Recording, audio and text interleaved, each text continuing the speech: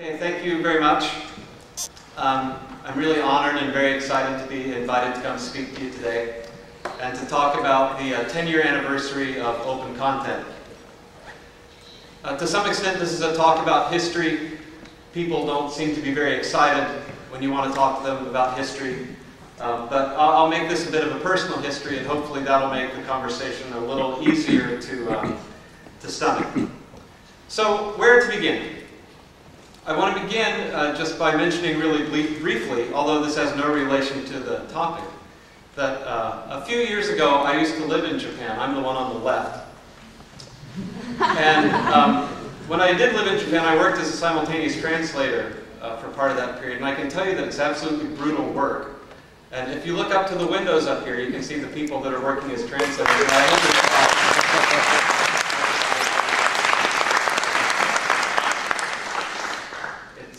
It's just mind-numbing how hard it is to do. So thank you to them. So back to the history of OpenContent. Once upon a time, there was something called free software. It was conceived and espoused by a person who's a real character, named Richard Stallman, who had this idea for a license called the GFDL that we could use to make software free. And freedom was a very important idea to Richard, and is a very important idea to many of us, many people. But it can be confusing. And we were challenged at the beginning of this conference to understand why this photo would be funny. In trying to help people understand what we mean when we say free in this context, we'll sometimes say free as in speech, meaning freedom, the principle, versus free as in beer, meaning free of cost, beer that would just be free. Well, at this conference we had free beer that wasn't free of cost, that actually worked against this classic example of free as in speech versus free as in beer. So I don't know how many of you really enjoyed the irony of this free beer, but the irony was probably tastier maybe even than the beer. So in winter 1998, another character got involved in this conversation, Eric Raymond, who said, this whole free software thing, free is scary to business, free is somewhat confusing. Richard's kind of a character, although Eric's obviously also a character. And maybe what we ought to do is we ought to try to separate ourselves from this notion of free, which is confusing, a little scary. And this is the grab from Slashdot. But Eric wrote this piece called Goodbye Free Software, Hello Open Source, that came out in February of '98, in which he introduced this idea of something that we could call open source, focused more on the pragmatics of why openness is good, the helpfulness of peer review, the positive effects of this sort of approach that might also be described as free software but might be confusing or scary for that reason. Well, at this time, I was at Marshall University in West Virginia in the United States, working as the webmaster there. And one day I was working on a calculator for a web page, which really seemed like the height of web-based technology at the time. And as I thought about this calculator, I thought about the calculators that we passed around in my elementary school,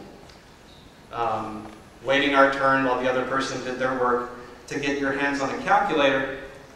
And thinking about this JavaScript calculator, I said to myself, you know, digital content is really magic in a particular way. More specifically, it's non-rivalrous in that one JavaScript calculator on a web page can be used by 1,000 people all simultaneously, as opposed to the kind of calculator that we used in my elementary school. And this seemed to me like it would have a lot of impact, or could have a lot of impact on education. Instead of people waiting to check books out from the library, waiting for the calculator to come around, digital educational resources could really drive costs down and revolutionize our opportunity to provide educational opportunity.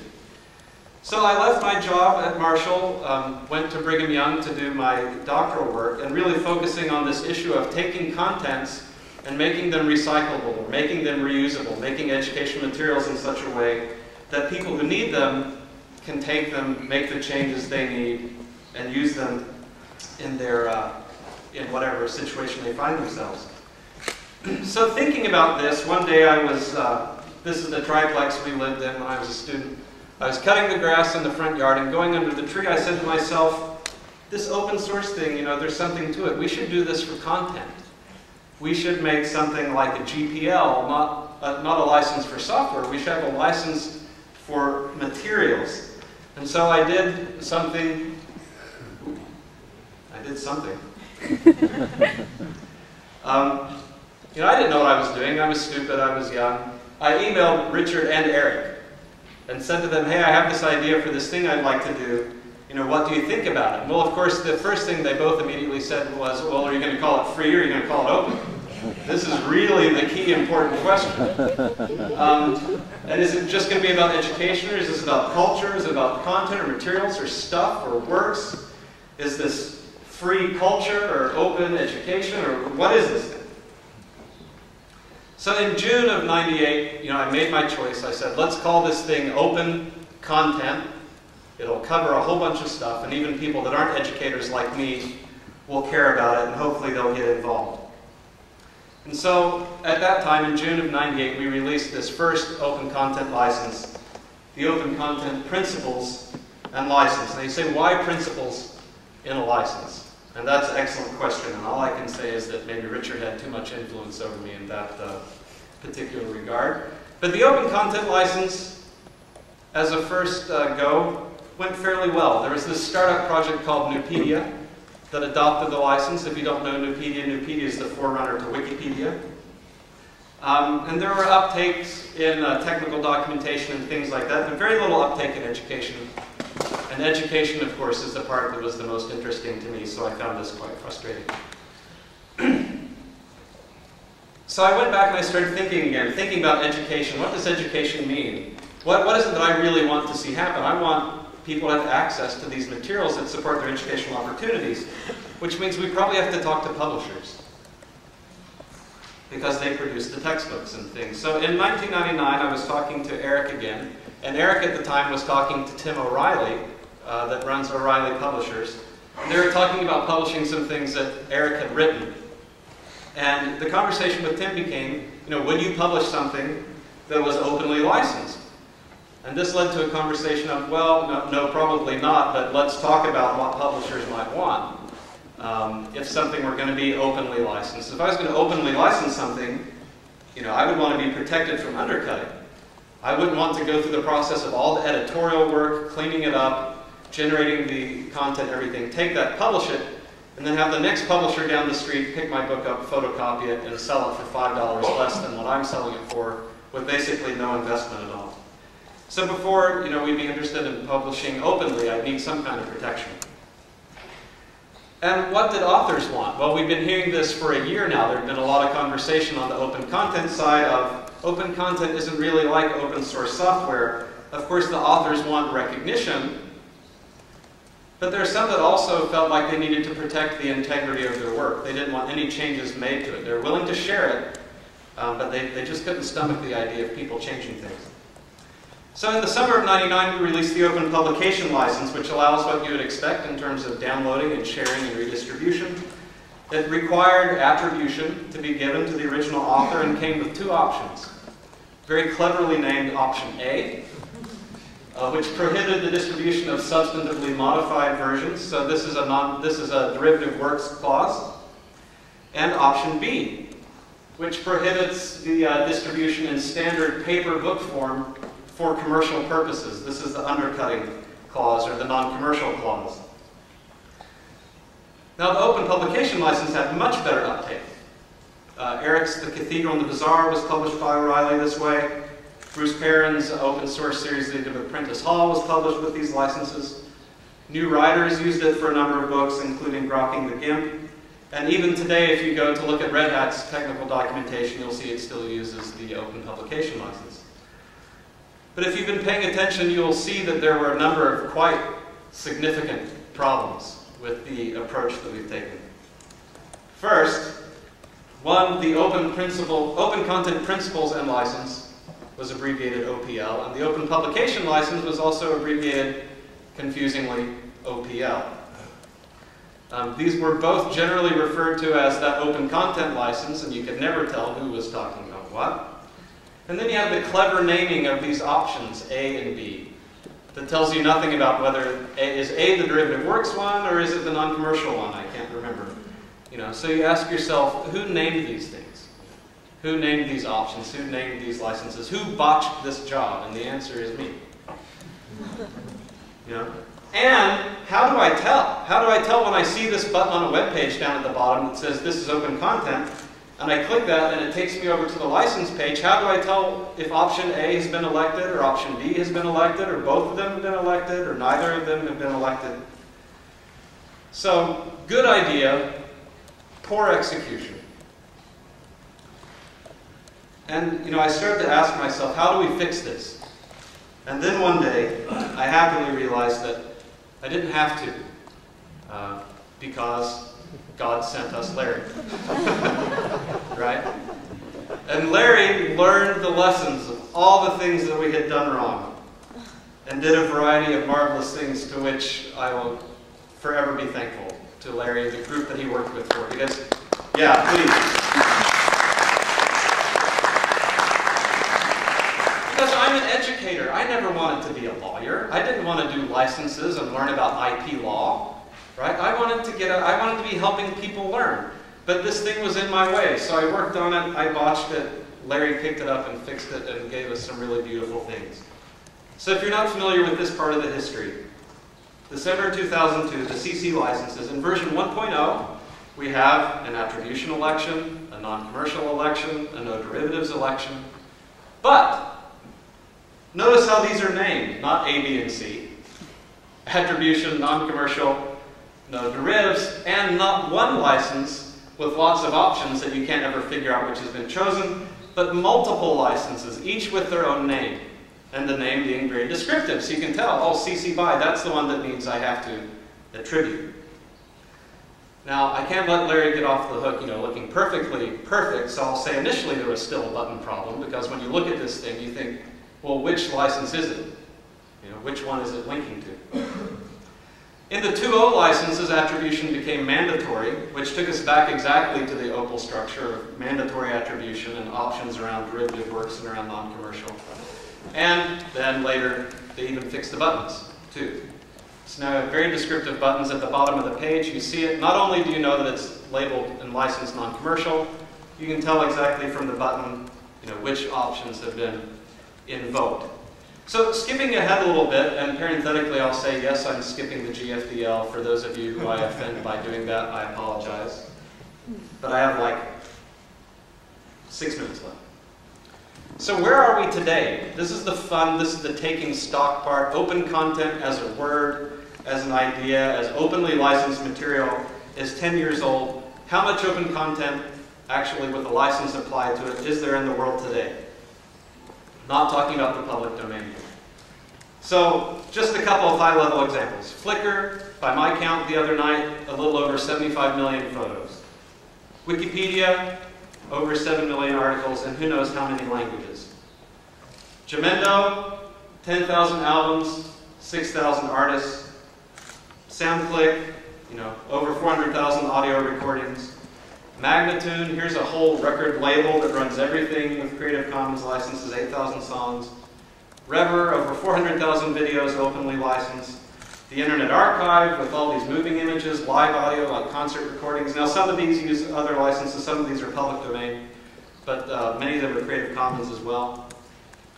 And, not just generally, but in education, in the part of it that I actually care about, you have UNESCO convening a meeting and saying there's something we should call open educational resources, and we should care about that as UNESCO, and we should push that forward. You have the Open Courseware Consortium, including MIT OpenCourseware and hundreds of others around the world that have over 4,000 university courses that are freely available. You have hundreds of university-level textbooks with Creative Commons and other licenses available through sites like Textbook Revolution. Curriki as a website, curriki.org, if you don't know this one, with over 16,000 different curriculum units or bits of educational material available, mostly in the elementary, junior high, and high school range. And as we talked about a little bit in the education track here, the Cape Town Open Education Declaration, which has now been signed by over 1,600 people and 160 organizations. So I say, not bad for 10 years. This is pretty cool. So reflecting forward, where are we going? There are a couple of problems ahead still. And let me talk about two that maybe you already understand, and for those of you that do, I'm sorry if it seems like I'm beating a dead horse. One that is particularly hard for me right now, and I'll explain why in a moment, is this issue of license compatibility. So this is the CC Taiwan's license compatibility wizard, which shows you via little smiley faces, actually they look like dots from here, which material under which license can be remixed with material from under which other license. Now, to be slightly more accurate, the public domain dedication isn't really a license, so if we take that out, that leaves us with a grid that's 9 by 9 with 23 smiley faces and basically 28% compatibility. With the various CC licenses with themselves, and no compatibility with the GFDL, and from what I can see, none coming in the foreseeable future. And if you think about the copyleft license generally, the ones with the SA clauses from Creative Commons and the GFDL, now this is a graph I made a few years ago. I didn't bother updating it. I hope you'll forgive me for my laziness. But between BY and CSA and BY SA and GFDL, there's no copyleft, well, let me say it the other way.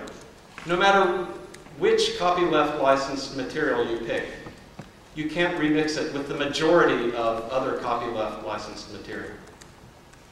Okay. That's problematic. How can we remix? What are we supposed to do?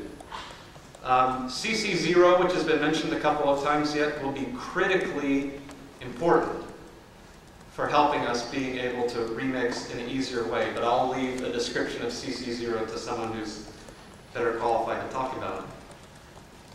Another issue we have to work out is non-commercial. We know it's an adjective, we don't know what the definition is. And if you think about how popular it is, just jumping into the Flickr data and looking, better than 76% of all the photos that are Creative Commons licensed in Flickr use this non-commercial clause. Now, there's something that I think is, unintended, that's kind of an interesting circumstance I don't think we consider very often. And that is that if you think about, the perpetual clause in the Creative Commons license, these numbers are taken from the legal deed for BY. 7b says that a Creative Commons license, once applied, is perpetual. It lasts forever. And 8c says that if any part of this license is found to be inappropriate, wrong, unenforceable, whatever, the rest of the license will remain in force.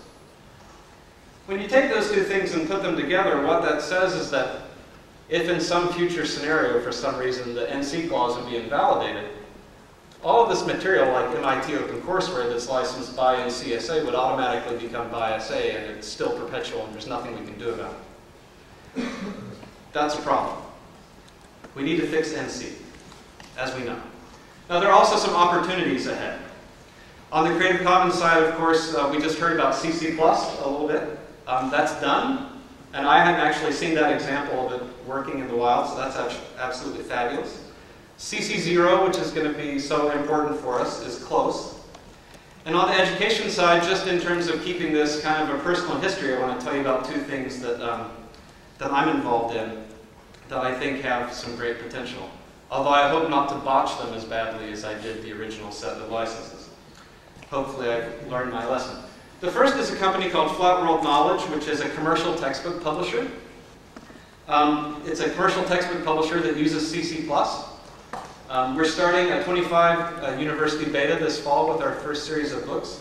But these will be available for free online and then for sale in a variety of formats to students, to give students a choice of how much they want to pay for their textbooks and what format they want to consume it in. You want it online? It's free. You want an audiobook version? It costs a little bit. You want a paperback version that's just black and white? It costs a little bit more. You want hardback, full color? That costs a little bit more. Are you really going to keep this book? Is this one important to you? Or are you going to throw it away? If you're going to keep it, buy a nice one, pay more. It's your choice. And the online one is always free and Creative Commons licensed.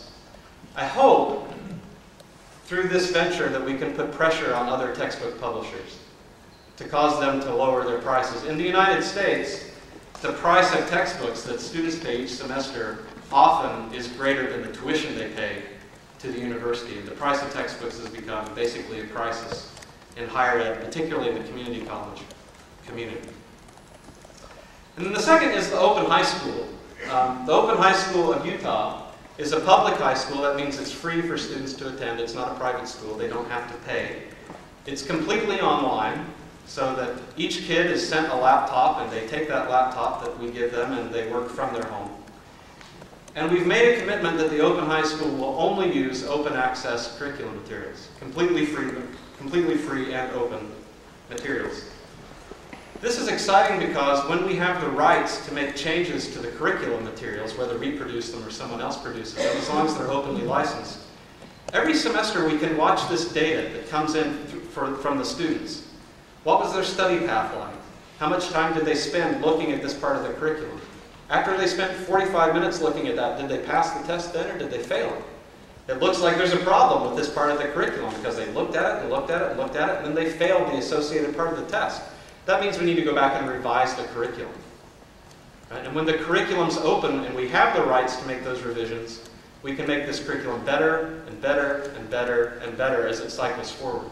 And because it's free and open, other schools will be able to pick it up and replace commercial textbooks that they bought with the curriculum, save themselves money, and do other things with that money because schools just don't have a lot of money. So I'm over time, so just let me say very briefly, 10 years, we've learned a lot of lessons, we've done a lot of amazing things. I think the next 10 years will be extremely exciting. Who knows what will happen in education, in the spaces that you work in. The one thing that we do know is that nothing interesting really happens unless you're involved and you're engaged and you're helping.